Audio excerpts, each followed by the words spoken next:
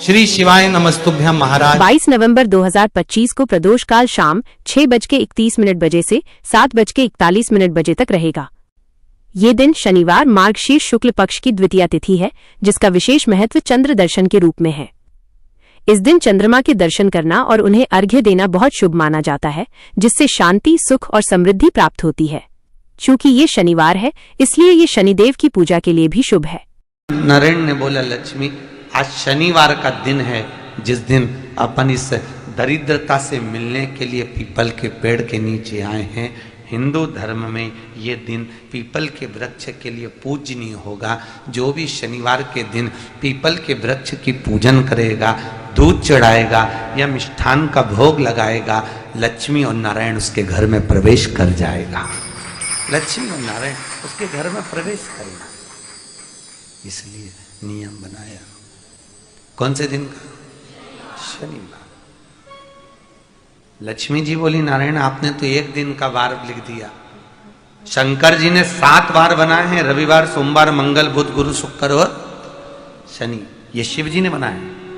अब एक दिन आपने अपना बना लिया, बाकी के दिन अगर कोई इस पीपल के वृक्ष के नीचे आएगा और यहां तो दरिद्रता बैठी है, तो उसका क्या होगा? भगवान नारायण बोले, सुन दरिद्रता, तेरे से एक विनती है, अगर कोई भी मनुष्य इस पीपल के पेड़ के नीचे अगर 7 दिन में आता है और उसके हाथ में अगर कोई सामग्री होती है, तो तू उसके घर में प्रवेश नहीं करेगी। नियम में पीपल के वृक्ष का या तो पानी का लोटा लेकर जाओ, कुंकू का चोपड़ा लेकर जाओ, शक्कर लेकर जाओ, या पेड़ के नीचे चींटी को डालने के लिए आटा ले जाओ, पर खाली हाथ पीपल के वृक्ष के नीचे कभी मत जाओ, कभी नहीं जाओ। खाली हाथ जाओगे तो दरिद्रता तुम्हारे घर में प्रवेश करेगी। दरिद्रता उठकर खड़ी होकर बोली, नारायण तुमने अपनी मनमानी करी है, एक दिन मुझे भी मेरा चाहिए। भगवान ने कहा, बोल कौन सा दिन चाहिए? दरिद्रता कहती है, रविवार के दिन इस पीपल के वृक्ष के नीचे मैं दिन भर नृत्य करूं, इसमें रहूं, और जो यहां आए रविवार को मैं उसके घर में प्रवेश करूं। भगवान ने कहा, ठीक है। दरिद्रता, रविवार का दिन एक ऐसा दिन रहेगा जिस दिन तू इस पीपल के वृक्ष के नीचे नृत्य करेगी, और जो आएगा इस पीपल के वृक्ष के नीचे तो उसके साथ प्रवेश करेगी। मैंने तुझे वर दिया। इसलिए हमारे यहाँ केवल पीपल का वृक्ष अगर दीवार में भी लग जाता है ना, किसी की फैक्ट्री की दीवार में, किसी के घर की दीवार में पीपल का वृक्ष अगर लग जाता है, पीपल का पौधा लग जाता है, उसको कितना भी तोड़ लो वो वापिस लग जाएगा। फिर तोड़ोगे फिर लग जाएगा। अगर पीपल के पौधे को तोड़ना है तो केवल रविवार का दिन एक नींबू, एक मिर्ची और बमूल का कांटा, ये 3 चीजें रखने के बाद में आधे घंटे बाद रविवार के दिन पीपल के पेड़ को उखाड़ कर फेंक दो। दूसरी बार कभी पीपल दीवार में लगता ही नहीं, कभी नहीं लग सकता। केवल एक रविवार का, केवल एक संडे, इतवार का।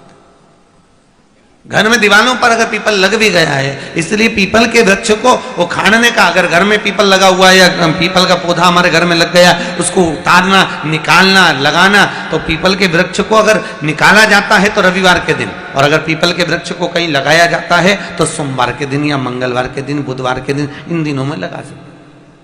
पीपल के वृक्ष कहीं लगाना। शनिवार का दिन एक ऐसा दिन होता है जिस दिन पीपल के वृक्ष को कहीं जाकर लगाया नहीं जाता, क्योंकि शनिवार के दिन पीपल के वृक्ष के नीचे लक्ष्मी रहती है। हम अपने हाथों से अगर पीपल का वृक्ष किसी दूसरी जगह पर शनिवार को रोपित करते हैं तो हमारे घर की लक्ष्मी अपने घर से छिन्न होकर चली जाती है। इसलिए शनिवार के दिन पीपल लगाया नहीं जाता, किसी के घर जाकर उसको वापस पलटा नहीं जाता। लग गया उसको डाल।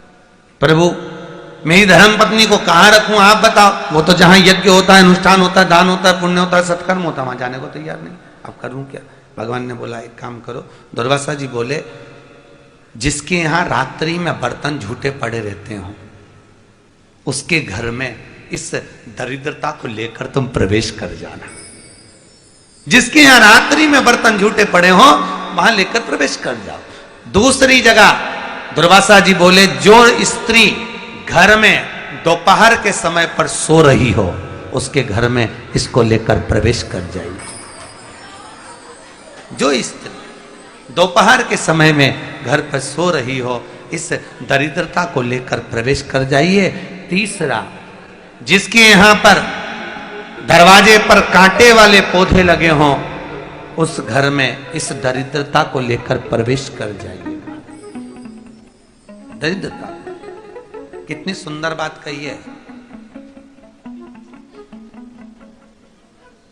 दाता और विधाता, कौन कौन? दाता और विधाता। लक्ष्मी और दरिद्रता के सगे भाई हैं। कौन कौन? दाता और विधाता। दाता को फिटकरी प्रिय है, विधाता को नमक प्रिय है। ये दोनों हमेशा लक्ष्मी को और दरिद्रता को, दोनों को समझाते थे, दोनों में प्रेम बढ़ाते थे। आज भी हिंदू धर्म की रीति है। यहां तो ठीक है, जिसके यहां पर भी अगर थोड़ी सी भी परेशानी होती है, थोड़ा सा क्लेश होता है, अशांति होती है, लक्ष्मी नहीं टिक रही हो, काम नहीं बन रहे हो, बहुत प्रयास करा जा रहा हो और हमारा कार्य नहीं होता, तो क्या करते हैं? फिटकरी और नमक को पानी में डाल देते हैं और घर में पोछा लगा देते हैं। आप लोगों ने आजकल फेसबुक पे भी पढ़ा होगा, व्हाट्सएप पे भी पढ़ा होगा। तो क्यों लिखा उसमें? उसका कारण ही केवल ये है कि दाता और विधाता की प्रियता उसमें। माता ख्याति के जो 4 बच्चे हुए, इसमें जो 2 लड़के हैं, दाता और विधाता, उसकी प्रियता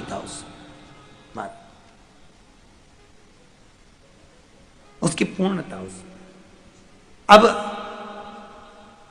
दुर्वासा जी बोले अपनी धर्म पत्नी को वहां लेकर, जहां कांटेदार पौधे लगे हों वहां पर लेकर प्रवेश कर जाइए।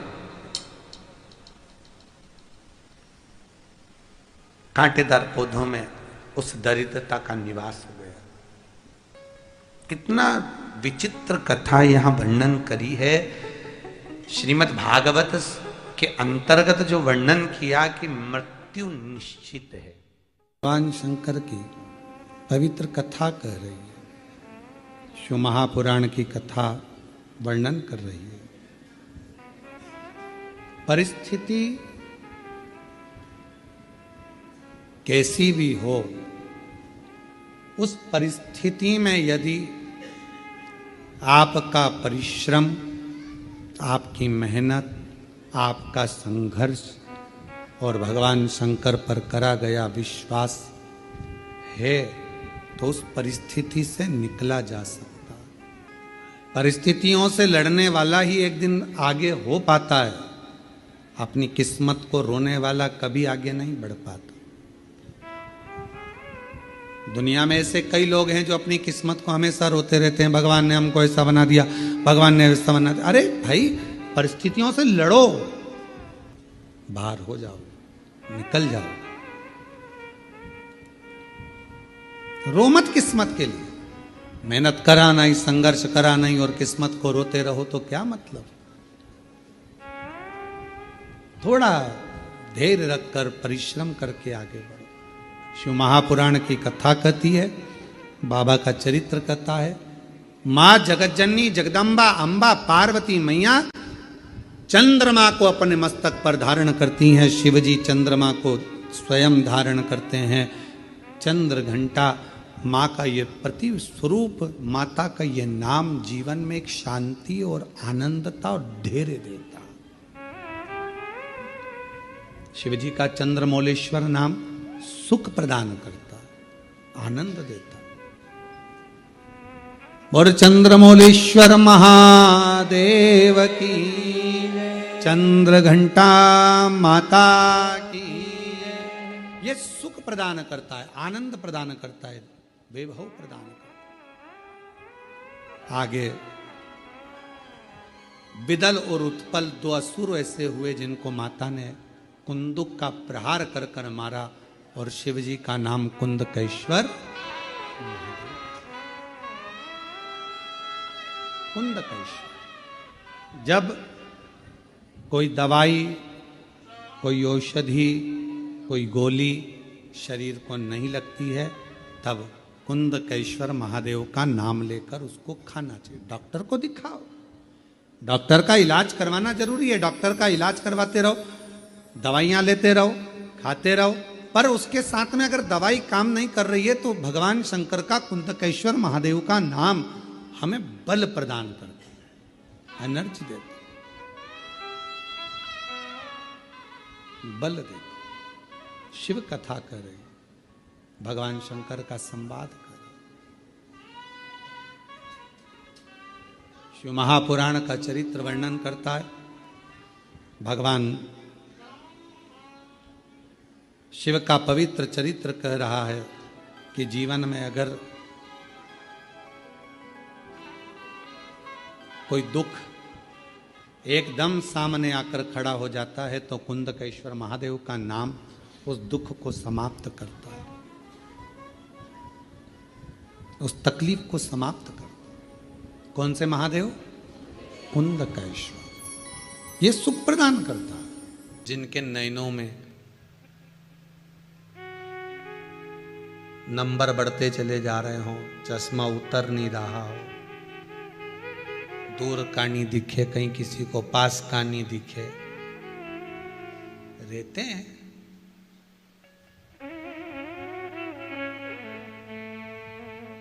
उसके लिए भी शरद पूर्णिमा के दिन तुलसी की जो डंडी होती है, तुलसी जैसे बेलपत्र की जो ये डंडी है, ऐसे ही तुलसी का जो पत्ता होता है, उस पत्ते की जो डंडी होती है, उस डंडी को चंद्रमा को देखा जाता है। उस डंडी की जो कोर होती है, उस कोर को दृष्टि से मिलाया जाता है। शरद पूर्णिमा की रात्रि ठीक 12 बजे आप चंद्रमा की, जैसे चंद्रमा का भाग, उस चंद्रमा के भाग को आप उस डंडी के भाग से निहारने का प्रयास करिए। महाराज घर में आइए, घी का दिया लगाइए, उस घी के दीप को लगाने के बाद पूर्णिमा के दिन उस पर एक प्लेट थोड़ी तिरछी कर रख दो, जिससे उसकी कालोच, काई की, उस दीप की, घी के दीप की कालोच उस प्लेट पर आ जाए। थोड़ी सी कालोच ले लीजिए, 5-10 मिनट में आ जाएगी। उसको गाय के घी में मिलाकर आंखों में सुरमा लगाकर रात्रि को सो जाइए। 3 दिन बाद आप महसूस करेंगे कि नेत्र की ज्योति बढ़ना प्रारंभ हो रही है। नेत्र की। अब इस प्रयोग को करने में कोई धन लगा तुम्हारा? अरे बोलो तो सही। कोई दौलत लगी तुम्हारी, कोई संपदा, या फिर तुमने सियोर वाला महाराज के लाके खूब बटोर के दे दिया, कुछ लगा? नहीं। तुम करोगे, लाभ तुम्हें मिलेगा। ये वो टच पावर नहीं है जैसे पूजन में चलता है ना, कि पूजन में पति पूजन कर रहा है और पत्नी उसको टच करके बैठी हो, है मिल जाएगा। तो हम तो कई बार कथा में कहते हैं कि पति समोसा खा रहा है, तू बढ़िया सिर पे पल्लू लेके टच करके बैठी रहे, मिल जाएगा। नहीं, वो बफेट में खाना खाए रिसेप्शन में, काय को बेचारा जो जजमान है बेचारा, जो तुम्हारा बीआई जी है, उसका काय को नुकसान करो। एक प्लेट उठा, क्योंकि आज के ज़माने में प्लेट ही महंगी है, 500 की एक चढ़ती होगी, कितने की चढ़ती होगी जो केटरिंग में देते हैं ना, 500-300 की एक। अब 300 का नुकसान, तो प्लेट एक उठा और पति जी में उन्हें तू सिर पे पल्लू लेके टच करके रहे। ने वो गुलाब जामुन खाए, न स्वाद तुझे आए, वो इमरती खाए, न मुंडा में जाए, न जलेबी खाए तो सीधे, न वो गोलगप्पा वो खाए न तुम्हारे मुंह में जाए, तो ऐसा हो? अरे बोलो तो सही। दवाई मरने के बाद खिलाई जाती है कि जीते जी खिलाई जाती है? हैं? जीते जी। और कोई कहे कि अब मर गया रे, अब इसको जरा डिस्पेरिन की गोली खिला दे, इसका सिर दुख रहा होगा, इसका पेट दुख रहा होगा, इसको जरा कोई पुदीना की गोली खिला दे, दे जरा दे इसको खिला। दवाई जीते जी खिलाएं कि मरने के बाद खिलाएं? अरे बोलो तो जम क्या? जीते जी। अब मरने के बाद दवाई काम करेगी क्या? प्राण छूटने के बाद दवाई काम करेगी क्या? बोलते जाओ जरा दमदारी से। जितने आस्था पर कथा सुन रहे हो, फेसबुक ऊपर सुन रहे हो, दवाई जीते जी काम करती है, मरने के बाद दवाई काम नहीं करती। उसी तरह राम नाम, कृष्ण नाम, शिव नाम जीते जी भजन करोगे तो काम करेगा अंतिम बिंदु तक। जितने आस्था चैनल पर कथा सुन रहे हो, जितने फेसबुक और यूट्यूब पर सुन रहे हो, बहुत सावधानी से सुनना। तो जिनकी यहाँ संपदा की कमी होती है, वैभव की कमी होती है, लक्ष्मी की कमी होती है, प्रतिष्ठा की कमी होती है, धन की कमी होती है, उसके लिए आंकड़े के पत्ते की जो माला होती है, ये माला कार्य की सिद्धि के लिए होती है। इसमें एक एक आंकड़े के पत्ते पर सीताराम लिखा जाता है मात्र एक पत्ता ऐसा होता है जिस पत्ते पर सीताराम नहीं लिखा जाता। 108 पत्ते में से एक पत्ता, बस उस पत्ते को हथेली में रखकर उल्टा हाथ आपको रखना है और अपनी कामना कर उस पत्ते को बांध देना है। ये जरूरी नहीं है कि 25 के बाद बांधो, 50 के बाद बांधो या 100 के बाद बांधो, आपकी मर्जी पर है। उस खाली पत्ते को कहीं पर भी बांध दीजिए और उस माला को अपनी कामना कर श्री हनुमान जी महाराज को समर्पित कर दीजिए। महाराज, इसके लिए कोई तिथि, कोई दिन, कोई वार निश्चित नहीं है। बस ये माला जब हनुमान जी को चढ़ जाए तब एक घी का और एक तेल का दिया हनुमान जी के सम्मुख में लंबी बाती का लगा देना महाराज, और अपनी कामना कर आप आ जाइए।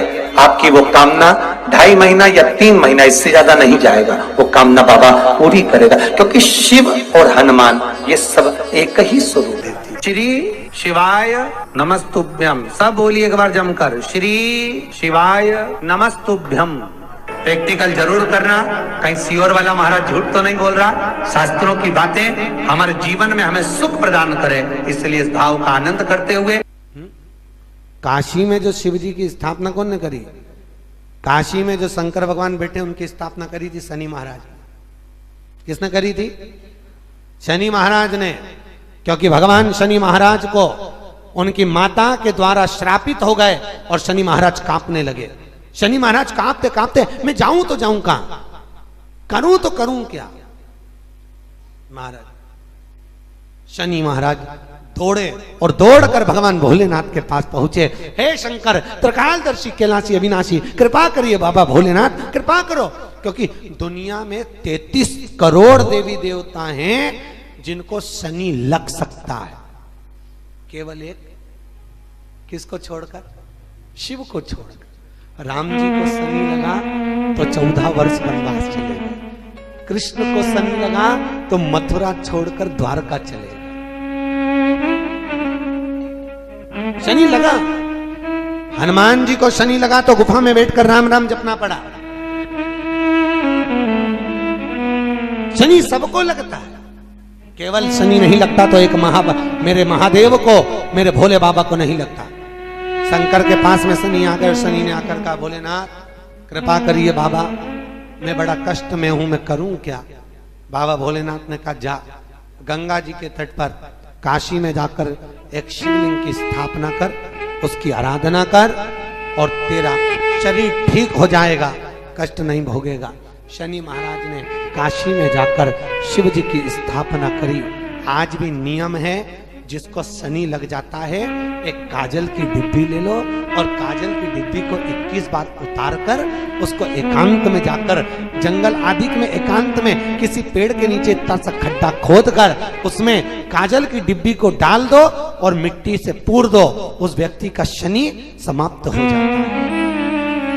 काशी विश्वनाथ का नाम लेकर काजल की डिब्बी को 21 बार उतार कर अगर काशी विश्वनाथ का नाम लेकर शनि वाले व्यक्ति को अगर पेड़ के नीचे दबा दे, शनि समाप्त, शनि उसको परेशान नहीं कर सकता। काशी कितनी मूलता है। और शनि महाराज का भी पांव टूट गया था। टूटा था कि नहीं टूटा था? जो अपनी माता संध्या को लात मारी थी, शनि महाराज ने लात मारी तो पांव टूट गया। शनि महाराज की आंख में आंसू। देवर्षि नारद के पास है, नारद जी मेरा पांव टूट गया, मैंने अपनी मां को लात मारी। नारद जी बोले, तू तो द्रोषी है, तूने अपनी माता को लात क्यों मारी? कुछ करिए। कोई देवता नहीं अपनाया। तब भगवान नारद जी ने कहा, शंकर जी के शिवलिंग की स्थापना कर, उसकी पूजन कर। जहां काशी विश्वनाथ के मंदिर आप लोग जाते हो, जिस विश्वनाथ का दर्शन करते हो, ये काशी का विश्वनाथ का प्राण प्रतिष्ठा शनि महाराज ने करी थी।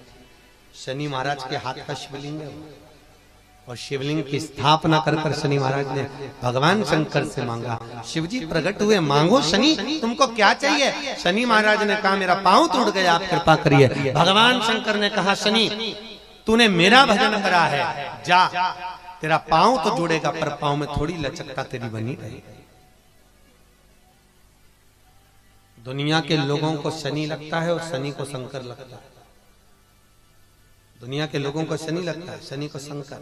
इसलिए आज भी नियम है कि काशी विश्वनाथ का नाम लेकर एक काजल की डिब्बी को लीजिए। अगर किसी को शनि लग गया हो, कोई प्रॉपर्टी का काम कर रहे हो, कोई व्यापार करते हो और व्यापार नहीं चल रहा, बहुत अड़चने आ रही है, कोई ना कोई परेशानी पे परेशानी आ रही है, एक काजल की डिब्बी लो, काजल की डिब्बी लो, काशी विश्वनाथ का नाम लो और 21 बार उतारो और उतार कर किसी पेड़ के नीचे तक खड्डा खोद कर उसको दबा दीजिए। आपका काम यूं सफलता की ओर बढ़ना चालू हो जाएगा। शनि की कुदृष्टि समाप्त, 7.5 ढैया समाप्त, परेशानी नहीं। श्री शिवाय नमस्तुभ्यम।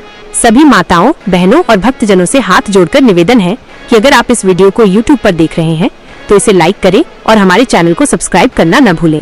भविष्य में आने वाले वीडियो की जानकारी के लिए बेल आइकॉन दबाएं। कमेंट बॉक्स में हर हर महादेव अवश्य लिखें और इस पुण्य के कार्य में अपने दोस्तों और परिवार को भी शामिल करें। इस वीडियो को उनके साथ शेयर करें ताकि वे भी इसे सुनकर लाभ उठा सकें। श्री शिवाय नमस्तुभ्यम। हर हर महादेव।